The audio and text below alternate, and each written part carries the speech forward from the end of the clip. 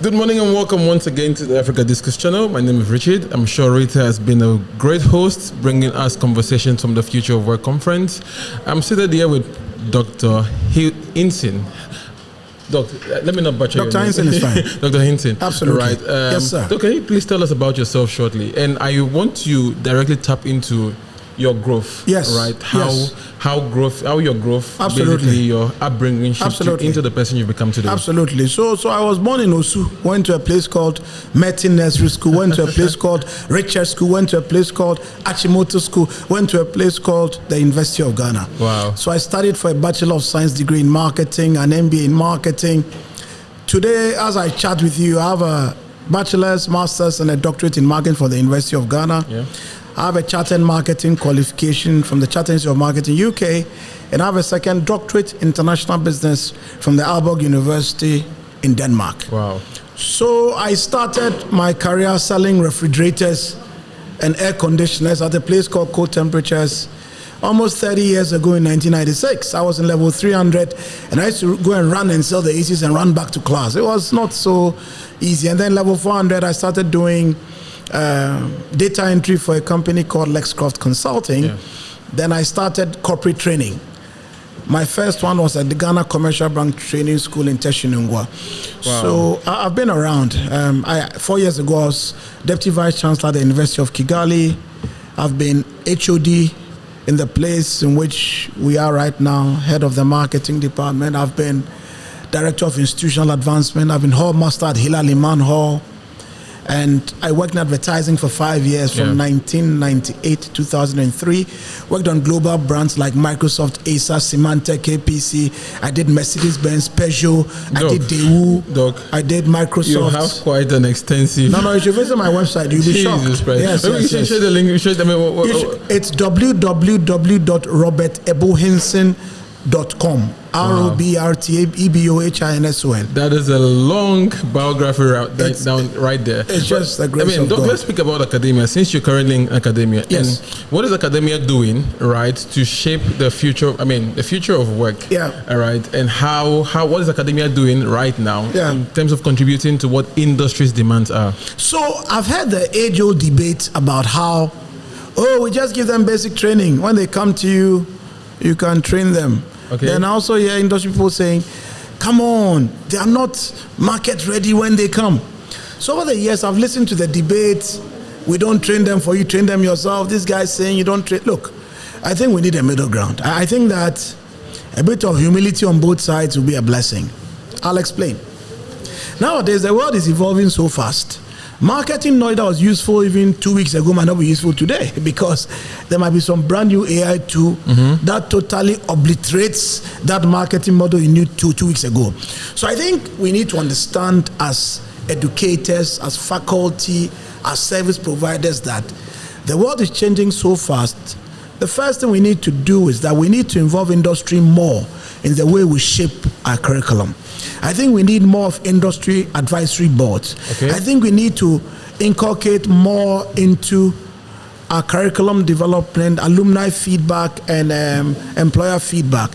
I think we need to move towards developing more soft skills, because it doesn't matter whether you read agriculture or electrochemical engineering.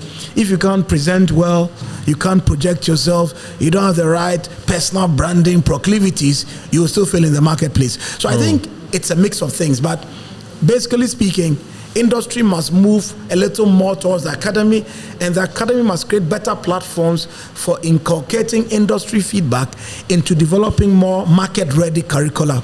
And then the blessing will come. We'll all be one happy family. So you say industry must... Say that again. Industry must draw a little more towards the academy, and the academy must create better platforms for receiving industry feedback and creating market-ready So the question curriculum. here would be, how should industry draw... how should academia... I think academia should draw further to industry. If Absolutely. industry have the issues. No. Academia is preparing the students... No, industry should take the deal. Look, 21 years ago, I was marketing advisor to Ghana's most successful IPO in banking, I think. And the MD of the bank at the time told Bob, listen, we are busy, we have targets to meet. We are not going to come to your university with money in a wheelbarrow. You need to give us good proposals and explain what the value propositions are, then we'll come and support you as industry. So yes, I think it's at the academy that must gravitate more towards industry with good solid proposals to get their feedback and get their resources as well. Is academia open up to receiving industry, especially in curriculum development? Oh no, some universities are. I mean, I work for universities that are totally open. I mean, some universities actually sit with industry. They don't just take the feedback. They have a lot of part-timers who are. Look, I'll tell you a story. In 2003, I was technical advisor to the Minister for did you say 2003? 2003, yes. Way backwards. Yeah, this Honorable Kwamna Battles. I was advisor to him on innovation and entrepreneurship. Okay. And I remember I went for one Ghana Investment Advisory Council meet. President Kufuor was president at the time, and Ebiesoka was MD of Standard Chartered Bank, and I'll never forget his testimony. We were chatting one night, around midnight, he says, "Do you know why I went into banking?" I said, "No, sir." He said, "Listen, when I was in school in the US, my professor used to work on Wall Street.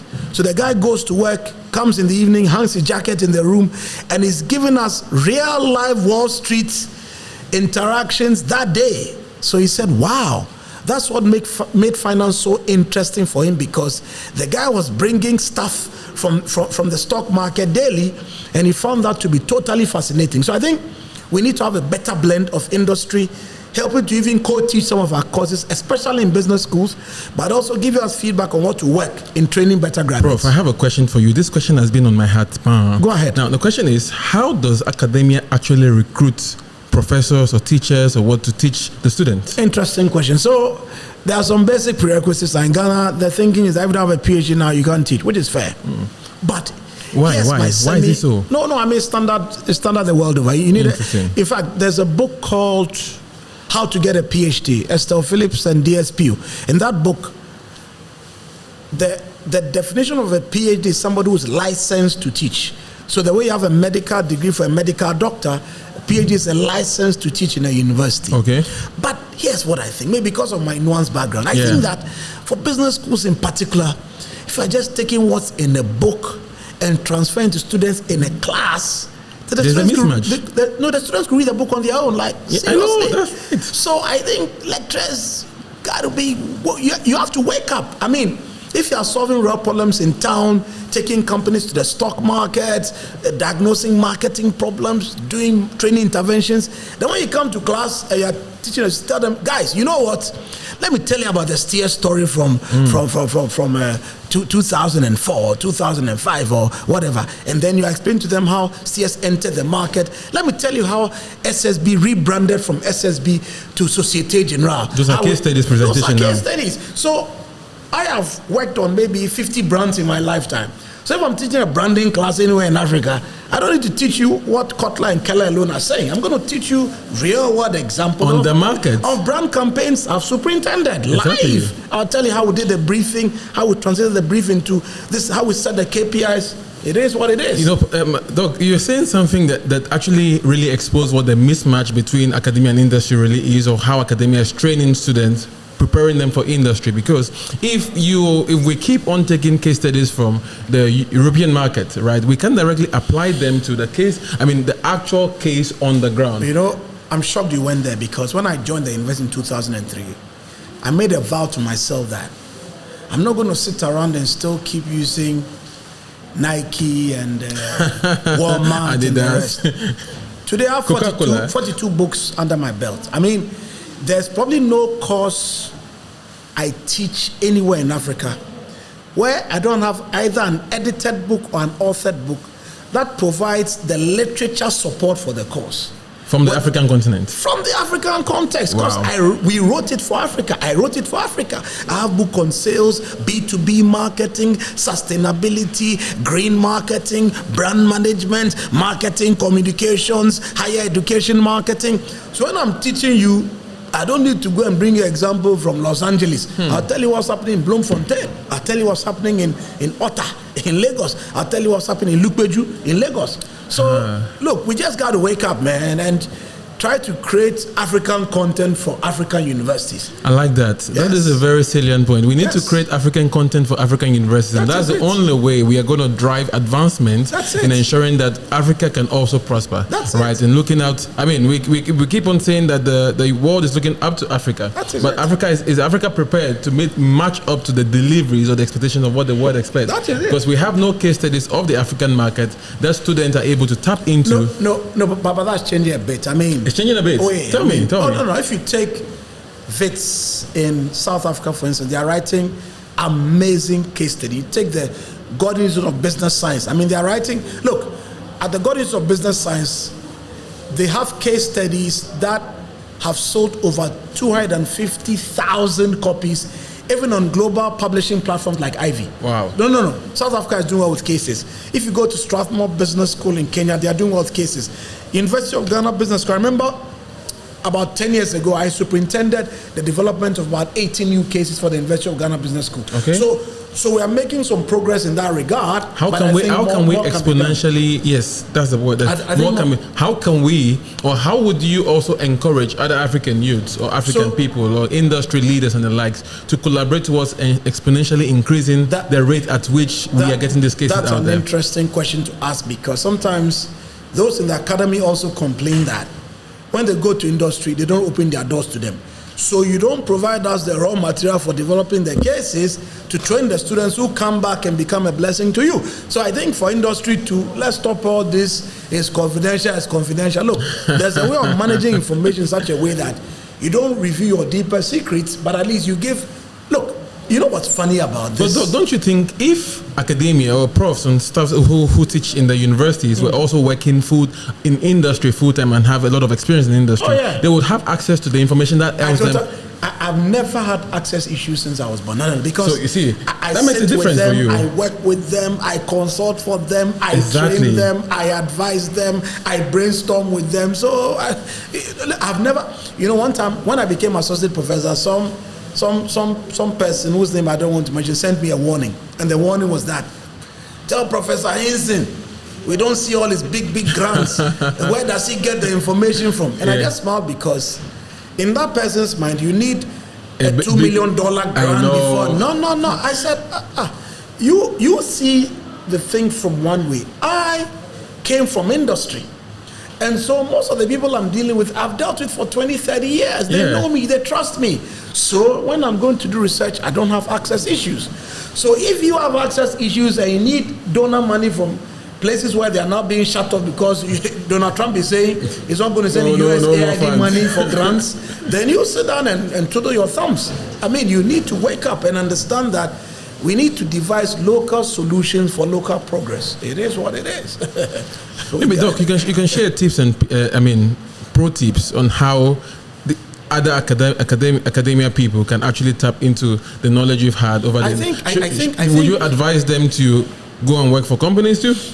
Or consult for companies? Look, I think that if you're a serious academic, especially in business schools, I can't legislate for historians or geologists or people in animal science, but at least for business schools, I can tell you that if you're a serious academic, here is what your time split should be from my perspective. Okay. I think you should spend only 30-40% of your time teaching. Okay. And I think you should spend 20-30% of your time doing research. The rest should be solving industry issues, solving policy issues, and getting a firm grip on issues affecting business development, nation development, entrepreneurial development, not just in Ghana, but across the continent. I agree. And that makes you razor sharp. The Bible says in Ecclesiastes 10:10 that when an axe is blunt, we need a lot of energy to cut. But when it's sharp, the King James says, knowledge is profitable to direct. When you are sharp, as soon as before the axe even hits, the thing is cut because you are super sharp. And you stay sharp by staying in industry. You got to be immersed. You have to be in the center of the problem, solving them. Then the blessing will come. Keeps you sharp. You have to be in the center of the problem. Solving it. Solving it. That's a very brilliant way to put it. Solving it. We can say that a lot of people are not in the center of the problem. That's why they they have the problem is. Let the logo stand in the center. That's why the problem is misbalance. in the north, they are in the east. So they are far removed from the problem. So they can't come near the problem. But you need to know where the problems are. For us as a discussion, we believe that we have interconnected industries and everything connects at some point. Yes, right. So if you're talking about historians, and I mean, you can't vouch for historians. I still think historians have to get into industry. No. If you're going to document the case studies, historians do. Look, I'll tell you a story. So one time I went to Vietnam to go and do some work. When I came back, I went to the history department and I told them that, look, there's a tool in marketing called historiography, where you use history as a research tool to go and check sort of what has happened in the past, foundational background, future trends. So I talked to them. They looked at me. I'm sure they thought you were a very, very mad man. No, they said they had heard. So today I'm waiting to hear. How many years ago? Oh, over a decade ago. Jesus Christ. You know, and you see, nowadays, history, sociology, psychology, political science, geography, political science, those subjects are desperately needed to better understand society's problems. Right. So, especially for, you see, marketing was born from economics. Finance was born from economics. That's right. But to be a good marketer, you must understand politics. You must understand geography. You must understand sociology. You must understand psychology. You must understand history. Wow. I read O-level science. So I read physics, chemistry, biology, art, mathematics. And I think my science training helped me to become a better marketer. Exactly. That's true. It is what it is. Because you always deal with the process and all of that. Absolutely. That's enough for now, right? Yes, we are definitely going to bring Doc back on this channel to help us surface better insight about how education or the academia can improve, because he has a lot of extended experience in the industry. But again, please feel free to connect with us on all social media channels, and please don't forget, Doc, can you mention our website again? www.robertebohinson.com. Visit the website. It will transform you totally. Go and visit now. It will make you get into the problem and understand the problem. You stand in the middle. You understand how to stand in the middle of problems. In fact, just on that score, so I was with a client 3 weeks ago and I told her to visit my website. So she went. They started counting. Hey, prof. Then she said, hey, I think you've worked for more companies than my whole. I said, oh yeah, you think because you see me, I'm a normal person? She was shocked. She said, wow, you go there and see. I mean, there are at least 120 companies you can count on that website. From my time in the academy, from my time working advertising, from my consulting time, I'm sure I can count over 100. We don't have enough time right now, but we'll definitely dig deeper into the heart of Doc's working experience, so we can really understand how all of these experiences have shaped him to what he's become today. Oh, sorry. And I've God at the center. Perfect. I like that, Doc. It is what it is. Thank you. It is what it is. Thank you very much. It was exciting having Doc on. Anytime I wake up, I have a song. He's always on time. You always on time. You can't do no wrong. Come on. You leave the 99, always for the one.